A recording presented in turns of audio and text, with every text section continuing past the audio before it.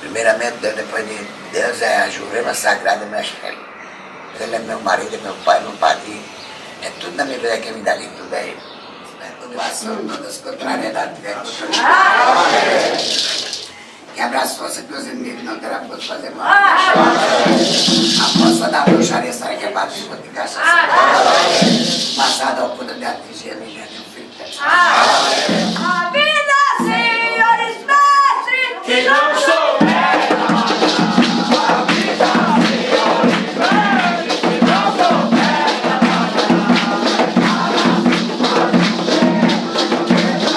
Jurema é uma expressão religiosa que tem por base, né, o culto à árvore sagrada, que no caso é a acácia, né? Acredita-se, né, os juremeiros mais antigos, eles dizem que essa árvore, né, ela serviu, a sua sombra serviu para que Jesus ele pudesse descansar. Então, em um dos pontos, né, que a gente canta durante os rituais de Jurema, vai fazer essa menção, né, vai dizer que Jurema é um pau sagrado onde Jesus descansou. Ela é uma tradição afro-ameríndia. Eu digo afro-ameríndia para focar nessas três frentes de influência, né? A indígena, a africana e a influência europeia. E aí ela nasceu com os indígenas, sobretudo os indígenas tupis, né? Potiguaras e tabajaras, que habitavam o litoral do que hoje a gente conhece por Rio Grande do Norte, Pernambuco e Paraíba. O nome Jurema, né, ele vai ter origem tupi, né, que vai estar relacionado à própria árvore, né, ou seja, uma árvore que ela tem espinhos, né, e que tem um odor, um cheiro característico, né, um odor desagradável. Os registros que se tem sobre os indígenas aldeados no contexto da colonização já traziam as informações de rituais que eram realizados com a utilização da fumaça, né, do cachimbo que era soprado do lado contrário, e por intermédio dessa fumaça eles realizavam seus rituais de cura, suas formas de conexão com o sagrado, e esse sagrado ele se fazia presente no momento da utilização da fumaça. Então o cachimbo ele é sempre presente no ritual da Jurema. Vai fazer a ligação entre o juremeiro e o mestre. Nós também utilizamos as maracas. E, especialmente na Jurema urbana, nós também utilizamos os ilus, para fazer o som. Uma festa, daí foi também. Aí chegou um cara, dizendo, tudo bom? Eu disse, tudo bem, graças a Deus. Tu ainda bate bomba? Eu disse, bate sim. Aí chegou um cara e disse, mas mulher não bate a tabaco não, porque mulher não tem força no braço não. Mas rapaz, formiga preta, subiu assim nas duas pernas, sabe? Aí eu olhei pra cara dele assim, eu disse, mulher não tem força onde? No braço? Ele disse, tem não. Eu disse, foi meu filho, tu baixa o pé do vidro, que eu fechar essa mão aqui e dar um murro na tureia pra ver se esquenta. Aí ele ficou cabreiro, disse que mulher não pode ser órgão, mulher quer. Isso aqui eu sou órgão de nascença. Tem uma coisa errada dela, já sei quem é, é Ieda, que bateu ele disse, eu diga pra ela não sai não. Muita gente ignora, mas eu não tô nem aí. Não tem um órgão dentro de Campina Grande que amarra minha chuteira nem tão cedo. Eu posso estar com 100 anos, eu e mãozinha, a mãozinha assim e a cabeça assim. Ieda canta só não sei o que, não fica rouca. Fico não.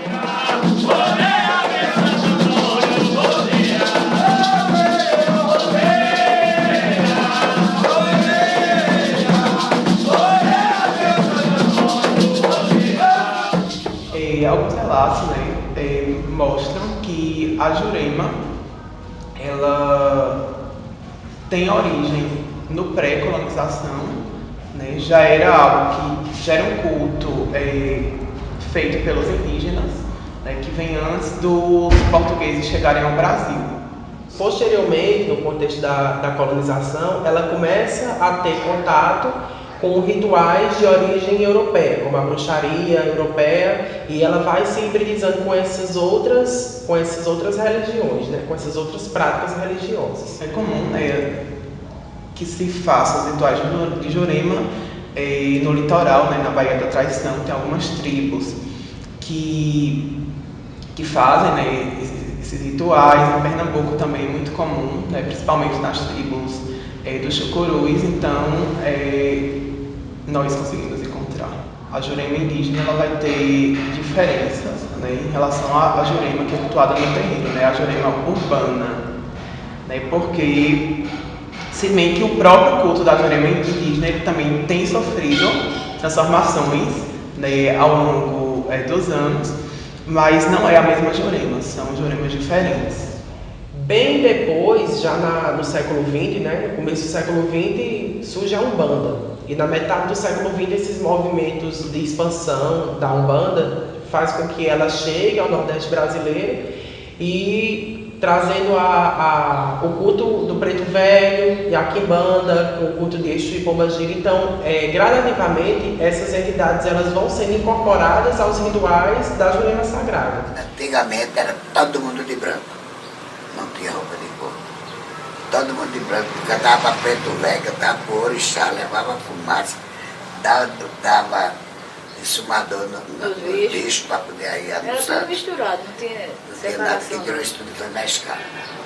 Foi a federação que Foi a proibiu. federação que tirou e botou o golpe. Os orixás num canto e a Jurema no A outro. Jurema no outro.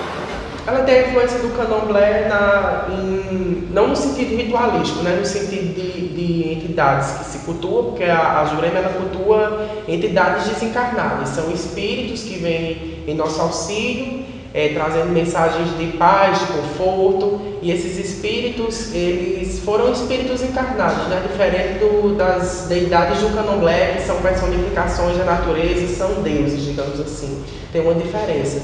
Mas a utilização de búzios, por exemplo, é uma influência do ritual de candomblé, porque as confirmações, os sacerdotes mais antigos nos contam que elas eram feitas com cabaços de coco catolé, e no contato que a Jurema Sagrada teve com o candomblé, a utilização de búzios. Só que os búzios na Jurema eles não funcionam como oráculo, como no candomblé, eles são mais utilizados em rituais específicos, assim, para alguma confirmação que no máximo diga sim ou não. Porque a Jurema ela não tem oráculo, as entidades elas vêm em nosso auxílio e elas nos orientam o que é que a gente deve fazer ou não. É diferente do candomblé nesse sentido, né? Quando você joga na Jurema, os 5 estiver aberto, é o mestre que está falando. E 2 é do caboclo. Os rituais eles acontecem sobretudo de 3 formas diferentes, né? A Jurema de gira, como a gente chama, que é um ritual cantado, um ritual onde tem a presença do atabaque, que aí já é uma influência africana também. Tem a Jurema de chão, que é um ritual que não se dança, e também é pouco recorrente a presença do elu e de outros instrumentos de percussão. E a Jurema de mesa, que é uma influência do espiritismo kardecista, né? Ela é realizada numa mesa onde os símbolos, os elementos da Jurema ficam dispostos, e são rituais que acontecem de forma específica, em dias específicos, e apresentam algumas diferenças em relação uns aos outros. Essa influência do atabaque, ela vem do candomblé, porque não fazia parte dos rituais indígenas, os instrumentos de percussão. Era mais a maraca mesmo e o cachimbo, como a gente encontra em algumas casas, né? Inicialmente se fazia mais Jurema de chão. Tinha mais essa ligação com matéria, né? Com o tempo, né, que isso foi incorporado ao culto da Jurema. E outra coisa que também hoje em dia a gente vê mais raramente é a questão da Jurema de mesa. Hoje em dia a gente não vê mais essa tradição tão forte, né? Então a gira de Jurema ela é mais forte hoje em dia. Em relação à utilização das ervas na Jurema, a gente utiliza nos banhos, na bebida também a gente faz a utilização. Na defumação também vão algumas ervas, por exemplo, o alecrim, o jasmim. E também em relação à questão dos benzimentos que são feitos pelos pretos velhos, pelos mestres, né, durante os rituais de Jurema. E a bebida utilizada nos rituais, né? Que alguns chamam de vinho de Jurema, composto de Jurema, adjunto de Jurema. Então, é utilizado várias ervas e várias partes da planta, as cascas, raízes de plantas que são utilizadas no ritual. A Jurema, assim como o angico, o vajucá, o manacá, elas têm funções específicas e, além dessas, existem várias outras plantas, né? vai haver uma diferença entre a bebida utilizada nos terreiros e a bebida utilizada nos rituais indígenas. Até porque na Jurema urbana a bebida é feita a partir da receita passada pelo mestre. Cada mestre, né, ele vai ditar, né, os ingredientes, os temperos que irão ser utilizados, né, na bebida. E em relação à Jurema indígena, né, geralmente se faz a utilização do chá da Jurema. Geralmente quando alguém chega no terreiro, né, com alguma patologia, ou seja ela de cunho espiritual, seja ela de cunho material, os mestres eles sempre vão recorrer às ervas, né, ao conhecimento das ervas, para tentar, né, sanar essas enfermidades. Então o uso de ervas, né, ele é bem recorrente. Inclusive no próprio fumo, né, no fumo também se leva algumas ervas, né, são utilizadas algumas ervas que nos ajudam, né, a fazer essa ligação entre o nosso material e o nosso espiritual. A Prieta telefonou para mim, que tinha chegado gente aqui. Eu saí lá dentro, deixa eu ir em casa que tem uma pessoa que quer me falar com eles lá. Aí eu vim, quando eu cheguei a moça estava morta aí. Quando ela estava morta, aí eu olhei assim, eu saí só Deus. Não tem jeito não. Aí botei duas, três cadeiras, uma no meio, outra lá e outra cá. Aí botei a cabeça dela, deitei ela para cima, pro lado da Jurema, nas cadeiras, e mexeu ela riu. Aí disse tudo que ela tinha que ficar aqui para ser curada. Dona Petronila lá, morava aí, ela viu quando ela entrou nos braços. Disse, eu vou ver se essa mulher sai andando. Aí quando a mulher saiu andando, foi para cá buscar a roupa, e veio para aqui, passou 7 dias. Antes que 7 dias, ela ficou com até hoje. Os caboclos, né, eles são entidades que foram índios, né, em vida. Geralmente eles trabalham com a cura. São as primeiras entidades cultuadas na Jurema Sagrada, né? São espíritos, nossos espíritos ancestrais, nossos espíritos primeiros, né? Os caboclos, que são genuinamente brasileiros, são entidades aqui dessa terra.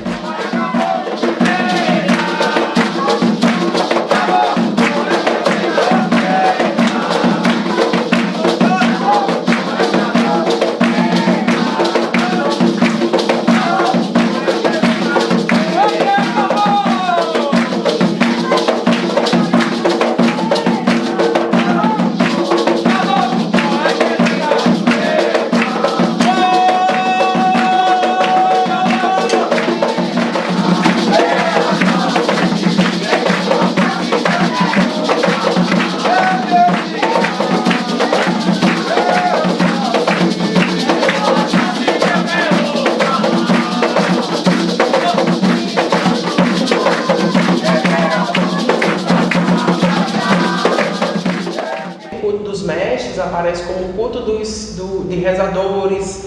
Foram pessoas que rezavam, que curavam por intermédio das rezes, dos ramos. Foram categozeiros também em vida. Eles são entidades de pessoas que viveram no sertão, de bezedeiros, de rezadeiras, de boiadeiros.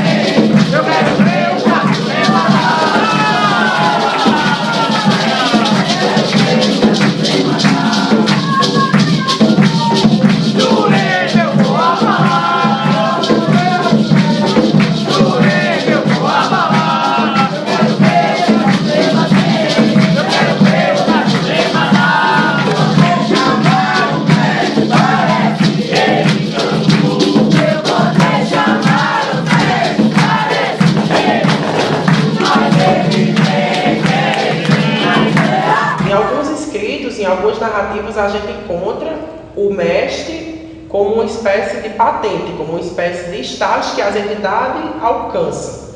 Um Exu que se transforma em mestre, a gente escuta falar assim, uma pombagira mestre. Então é uma espécie de patente que essas entidades alcançam quando ela atinge um certo grau de evolução espiritual. Mas não é um mestre como a gente tem na Jurema, que são os rezadores, os catimbozeiros, tem uma diferença nesse sentido. Alguns baianos, né, eles podem trabalhar nas duas línguas. Tipo o baiano que eu recebo, que é o baiano Zé do Coco. Ele trabalha tanto como mestre, como trabalha também como baiano na Umbanda. Eu vi esse mestre numa morena, na casa do Maltini. O nome não chamava mestre não, era a esquerda. Eu vi essa esquerda numa senhora. Aí quando eu comecei o espiritismo, aí ele veio pra mim, ele disse que gostou muito de mim. Aí ele ficou comigo. Ele subiu em cima da minha parede, ficando da casa, no teto da casa. E ele só quer baixar em mim sem vestir a roupa dele tá fazendo pra mim. Ele não quer trabalhar de sabe jeito. Só de calça, dá a roupa dele, tudo pra mim. Mestre, ele passou para fazer 7 caridades. 7 caridades, tudo com o meu dinheiro, eu fiz. Eu faço, quero pedir, eu faço. E aí a Jurema hoje, se ele disser, amanhã eu tenho que ir aí de novo, fazer de novo. Antigamente eu fazia isso tudo, então eu fazia sozinho. Tu sabe que tem 2 tipos de mediunidade, não sabe? Tem o médium consciente e o médium inconsciente. Eu sou O inconsciente. médium consciente Vê é aquele tudo. que vê, E sabe ouve tudo que tá e se escuta. Mas quando a entidade sobe, ele não sabe de nada. Esse é o consciente. A mediunidade é inconsciente. Fica acompanhando e passa para o cliente tudo que ele diz, porque ele diz assim, fale com o meu cavalo. Mas Dé não sabe o recado que o mestre deixou, né? Então, eu passo tudo para o cliente. Se for um trabalho, se for qualquer coisa, se tem resultado, se não tem, tudo que ele deixar, eu passo para a pessoa que está fazendo a consulta. É por isso que ela não faz consulta só. E graças a Deus, até hoje, eu nunca pego uma pessoa fazendo tratamento para me segurar. Graças a Deus, todo ele abençoa. Muitas coisas eu digo a dela, não acredita. Quando é de noite, mas vai dar o recado a ela do mesmo jeito que eu disse. Para mim, ele representa uma grande entidade, viu? Porque pelo tempo que eu estou aqui, eu já vi muita coisa que Mestre fez, de bem. O de casa, o de fora, quem na minha porta bateu, o gesto sacramentado, e o mestre carro sou eu. O gesto sacramentado, e o mestre carro sou eu. Agora não deve não, Mestre viu? Carne, ele é bom mestre que aprendeu sem ensinar. Mestre Carne, ele é bom mestre que aprendeu sem lhe ensinar. Passou 3 dias caído debaixo do Jurema. Quando ele se levantou, já foi pronto para trabalhar. Eu não bebo aguardente, nem meu mano gosta dela. Eu não bebo aguardente, nem meu mano gosta dela.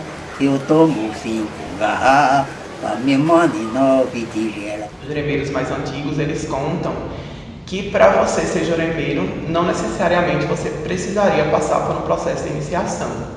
Você já teria que ter uma ancestralidade, você já nasceria como juremeiro. Então, até os próprios ritos de iniciação, eu creio que também tiveram, né, essa incorporação de outras tradições. Os dias de preceito não são os mesmos. O que a gente faz dentro dos preceitos é diferente do candomblé também. Em algumas coisas se assemelha muito, em outras são completamente diferentes. O juremeiro ele vai passar por alguns processos de iniciação, né? O primeiro processo é a esteira de caboclo, né? Depois vai passar pela juremação, né? Onde o juremeiro ele é cimentado, e por último, né, esse juremeiro ele é apresentado à comunidade, né? Então o pré-requisito para se fazer a jurema é a indicação pelo mestre. É o seguinte, você tem um mestre. Não importa o que eu estou fazendo, você tem um mestre. Se o mestre descer e pedir obrigação, você dá. Agora, nunca se dá obrigação a entidade nenhuma sem que ele peça. Eu sempre digo que nenhuma religião ela está isenta de receber influências de outras religiões, de outras denominações. Há exemplo da própria Jurema, né, que até aqui na nossa região, aqui na Paraíba, nós temos o costume de chamar o ritual, que é a esteira de caboclo, de ebori. Então, se você for fazer a comparação entre o ritual, que é o ebori, com o ritual da esteira de caboclo, ele vai ter várias semelhanças, né, entre esses dois rituais, e várias coisas que foram incorporadas nesse ritual vêm da influência do candomblé. O pretence iniciático, né, o neófito fica sentado numa esteira e ali são oferendados flores, frutas, bebidas e as tronqueiras dos caboclos, que representam um lugar de força daquela entidade, elas vão receber essas obrigações, essas oferendas, né? Então não tem nada a ver com o humorismo, a não ser no sentido da disposição no momento do ritual, mas são rituais completamente diferentes.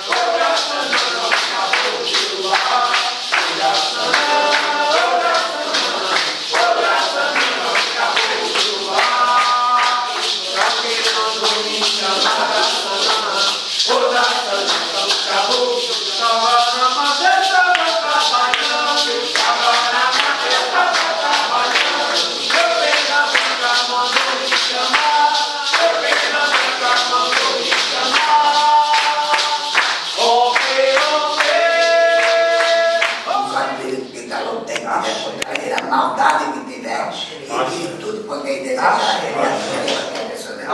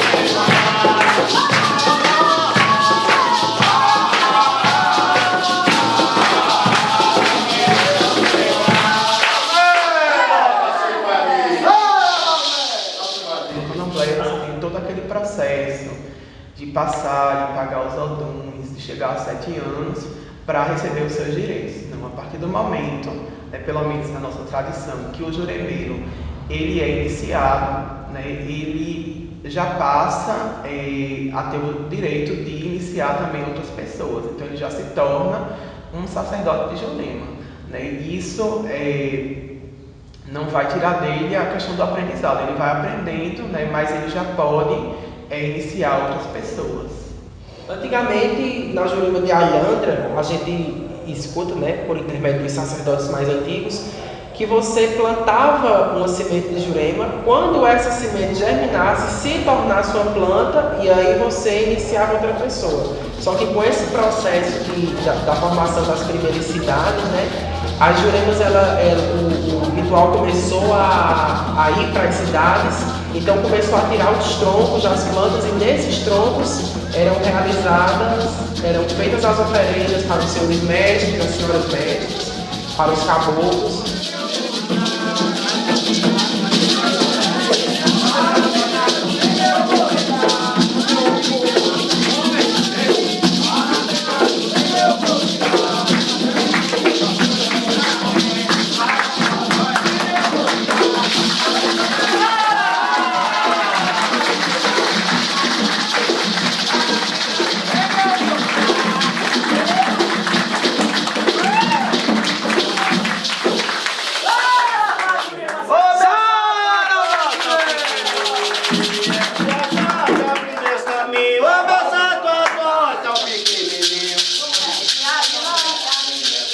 São João batizou Jesus, Jesus batizou João. São João batizou Jesus.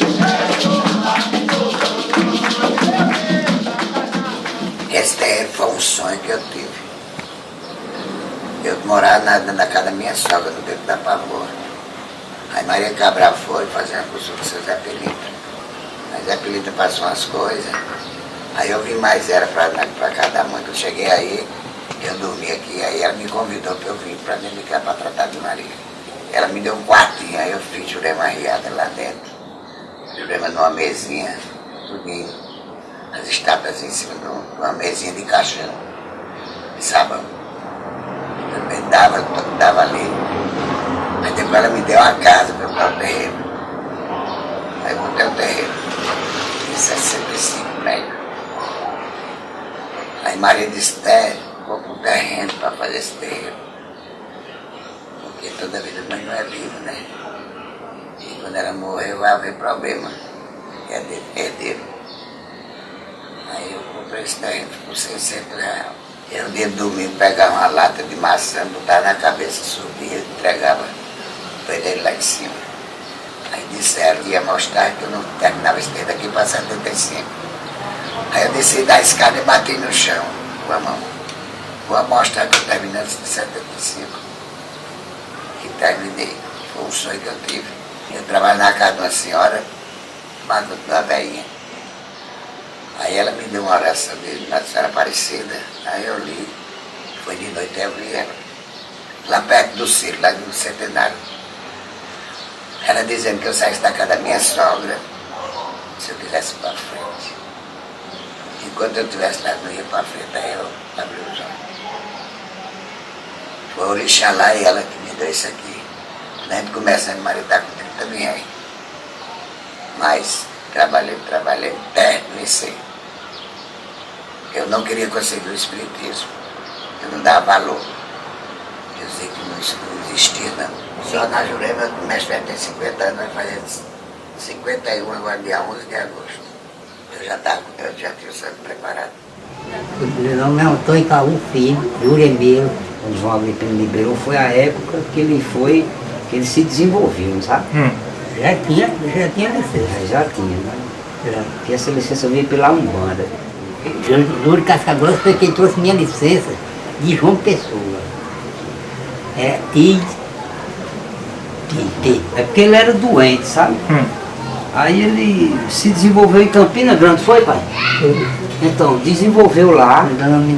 Aí ele teve que continuar. Aí o meu tio, que é o tio da minha mãe, tinha um centro espírita em Itabaiana, né?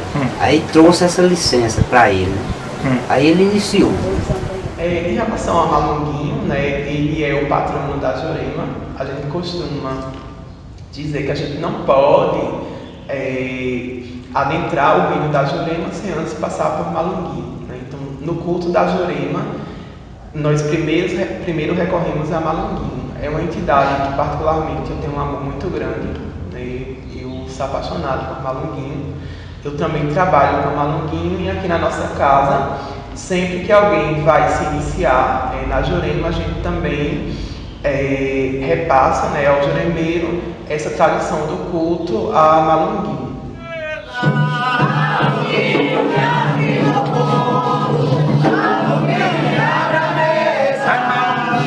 Meu filho,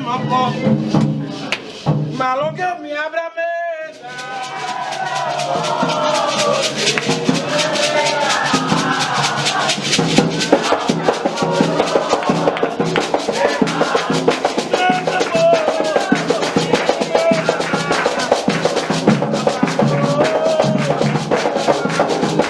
A tranqueira seria o elo de ligação entre o juremeiro e o seu mestre. Na tronqueira não necessariamente só vai ter o tronco de Jurema, né? Na tronqueira nós encontramos sementes, nós encontramos o fumo e também é importante destacar que nem sempre o mestre ele vai pedir um tronco de Jurema. Alguns mestres eles solicitam outras árvores. A exemplo do meu mestre, o Zé da Porteira. O tronco dele não é Jurema, o tronco dele é um angico. Então cada mestre ele vai indicar um tipo de tronco, né, que deve ser utilizado na tronqueira. Vem aquele tronco de Jurema ali no mestre. Uhum. O mestre já tem 50 anos de preparado. Aqueles troncos de Jurema que tem dentro, em cima da Jurema, da cidade, tudo é dele. Nunca caiu a casca. E essa tronqueira, ela simboliza um local de força daquela entidade. Ela vai receber oferendas, ela é saudada nos rituais. Na Jurema Arriada, por exemplo, ela fica disposta no meio do terreiro. Ela é um lugar de força daquela entidade, assim como o Otá, como as pedras estão para Exu no assentamento, estão as tronqueiras para os mestres e para os caboclos, assim como o fumo, o cachimbo e outros elementos que fazem parte do culto da Jurema Sagrada. As cidades sagradas da Jurema, elas são cidades dispostas nos planos espirituais e são lugares de habitações dos mestres e dos caboclos. Elas são, no geral, 7 e recebem todas nomes de plantas, né? Jurema, Angico, Vajucá, Manacá, Cacutá, Junço e Aroeira.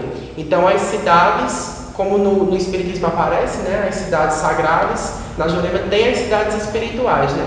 E por intermédio do tronco da Jurema, da planta Jurema, esses indígenas se ligavam a essas cidades.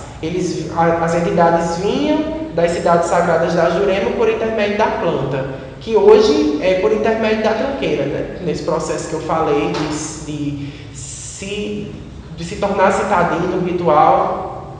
Então as cidades, elas são esses lugares dispostos nos planos espiritual, onde as entidades habitam e elas vêm recorrentemente em auxílio de seus filhos nos rituais. Nós acreditamos que cada cidade ela vai ser regida, né, por um rei ou uma princesa. Né? Um dos reis principais do culto da Jurema é o rei Malunguinho, né? Mas nós temos também o rei Salomão, o rei Heron, né? Todos esses eles compõem esse universo da Jurema. É porque a gente também vai chamar as taças de cidades também, porque cada taça vai representar uma cidade da Jurema. Né? Então as princesas seriam essas taças principais da Jurema, das cidades da Jurema. Em relação a essa questão dos sacrifícios, eu acredito que para se cultuar a Jurema, não necessariamente é necessário o sacrifício de animais. Né? Eu acho que há até uma polêmica, né, a ser levantada, porque alguns primeiros, né, eles acreditam que para a pessoa ser iniciada na Jurema é necessário fazer uso desses sacrifícios. E na minha opinião, né, esses sacrifícios eles podem ou não serem utilizados, podem ou não serem feitos. Tem que dá fazer Jurema Arriada de sacrifício. Eu não arrei. Preto Velho tem aqui não, mas tem terreiro aí que é obrigação. Preto Velho? Preto Velho não. Nunca me dizer. É arroz, doce, tapioca, bolo. Raspadura, cocada, cana. Beleza, essa é tapioca, essa é até macaxeira cozinhada, tudo. Ele não quer mais a obrigação de esticar de pé. Ele disse já chegou determinado tempo que ele recebe a obrigação. O fio de conta na Jurema, né, ele é diferente dos fios de conta que são usados no candomblé, justamente pela utilização das sementes, né? É a principal especificidade dos fios de conta na Jurema. Eles têm sementes, as sementes que a gente chama de olho de boi, e várias sementes que são utilizadas, intercaladas com as miçangas, e eles são de duas entidades sobretudo, os mestres e os caboclos. Nas casas que a gente chama traçadas, que são essas casas que têm influência do candomblé, que cultuam o candomblé também, aparecem alguns elementos como as miçangas e as firmas, né? Nas juremas que são mais indígenas, que é comum nas aldeias, em Bahia da Traição, por exemplo, eles não usam miçangas nas contas, nas voltas de jurema, eles usam apenas as sementes. Então, esses fios, eles são ritualísticos, eles não são só adereços, né? Eles têm um poder, eles dão tem aquela relação com a entidade, né? Geralmente eles, quando incorporam pedem seus fios de conta, a gente utiliza eles nos rituais, assim como a maraca, assim como o cachimbo, são elementos utilizados no ritual, né? Vão dar, né, a proteção ao juremeiro. E também em relação às cores que estão presentes no fio, né, na conta de Jurema, elas estão relacionadas aos orixás do candomblé, né, pelo menos na nossa tradição. Então, geralmente, os filhos de Oxalá, eles vão trazer contas brancas nos fios, os filhos de Iemanjá vão trazer contas azuis, os de Oxum geralmente trazem contas amarelas. Então, também existe essa relação, essa incorporação dessas cores, né, dos orixás nos fios também de Jurema da nossa tradição. Ela era uma prática religiosa muito rural, muito realizada nas zonas rurais, e ela não era tão institucionalizada, digamos assim, como uma religião. Com essa influência da Umbanda, a Jurema aqui na Paraíba, a especificidade aqui é que elas começam a serem associadas aos cultos, às associações de cultos afro-brasileiros, afro-ameríndios. Então, no decurso do tempo, essas religiões elas vêm se ressignificando tanto do ponto de vista ritualístico, da realização dos rituais, como do ponto de vista das relações sociais que as perpassam, né? É um processo que vem sendo ressignificado e muita coisa vem se perdendo, porque essas tradições elas têm uma predominância dos ensinamentos orais. Não existem dogmas, assim, não existem livros que ofereçam informações sobre a Jurema. Existem estudos, mas não são livros ritualísticos. Existem orações, existem cânticos, mas não existe um livro como a Bíblia, uma base que as pessoas possam se guiar necessariamente por ela. É uma religião passada de forma oral. Então muita coisa se perde e ela também tem suas especificidades de casa para casa, porque as entidades que visitam as casas, que são cultuadas, que são entidades dos sacerdotes da casa, dos filhos da casa, elas vão dizer a maneira que elas querem que os elementos estejam dispostos, por exemplo, e outras coisas.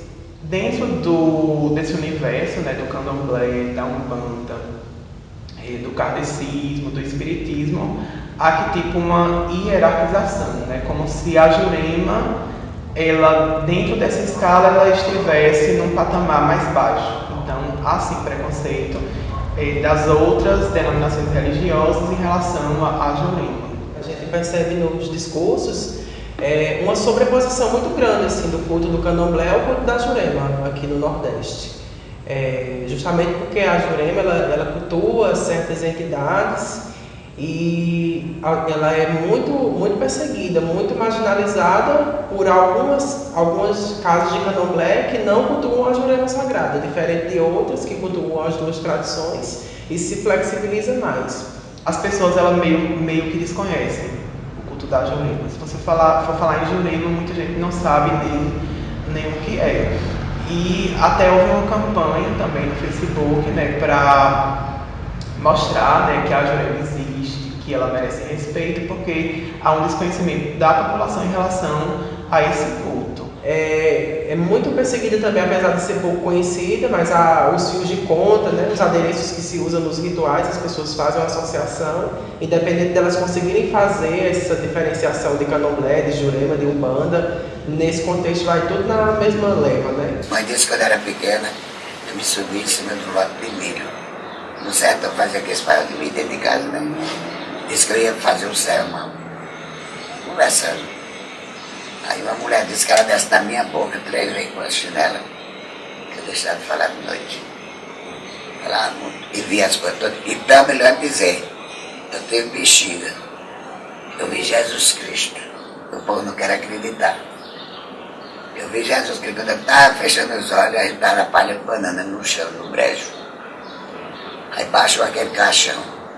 Quando baixou aquele caixão, eu ia tendo que depois produtivo, eu conheci que era um santo. Eu ia para o pé da máquina trabalhar, nesse tempo trabalhar em Sambra. Quando eu chegava no pé da máquina, eu dava agonia. Aí eu pedia para ir para o médico, eu ia para o médico não dava nada, você não tem nada. Eu sabendo que era o espiritismo, mas eu não podia conseguir. Eu consegui o espiritismo, ainda estou hoje para saber como foi. Quando minha sogra começava a tocar, eu me retirava para não assistir. Aí tudo bem. Aí quando foi um dia, me deu uma agonia e me levaram, quando eu abri os olhos, estava dentro, era tudo. A casa aqui, eu era eu, como aqui. Aí eu consegui sem querer.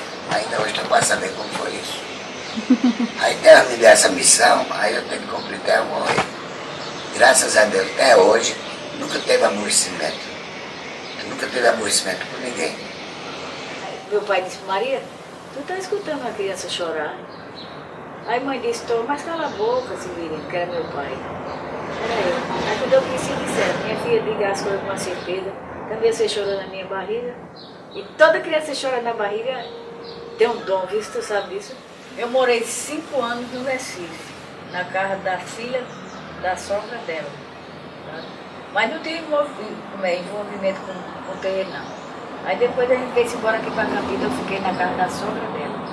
Morei muito tempo lá. Aí depois eu saí da casa dela, vim assistir toca aqui, mais madrinha, a sogra dela, assistia toca e ia embora. Aí depois Eu tenho ódio dela, que eu comecei vindo.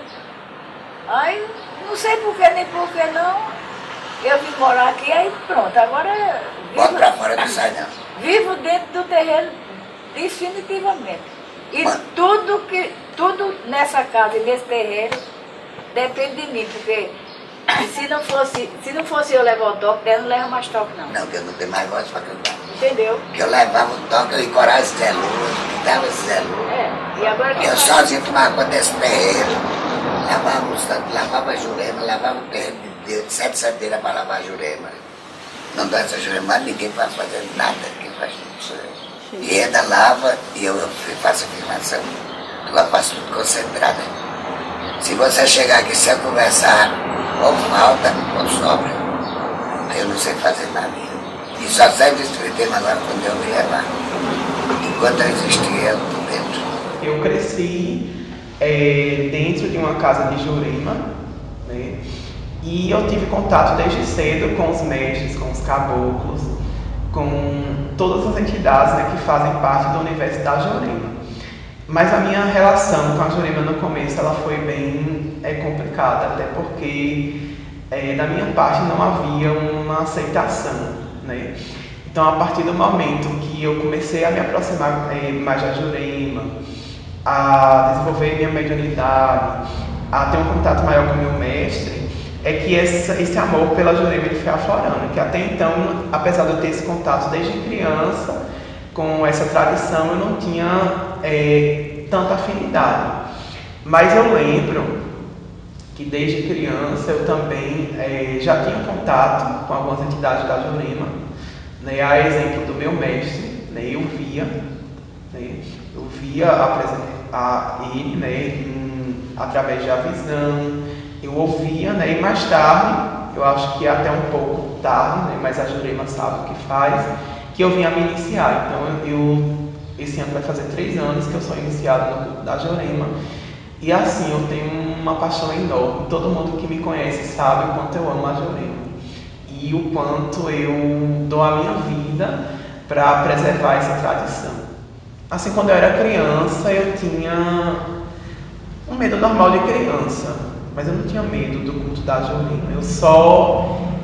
Eu não imaginava que era algo para a minha vida. Isso eu descobri depois. Entendeu? Eu nunca pensei em fazer Jurema. Eu juro a você, eu sempre, na minha cabeça, eu sempre tinha muita vontade de se iniciar no Orixá.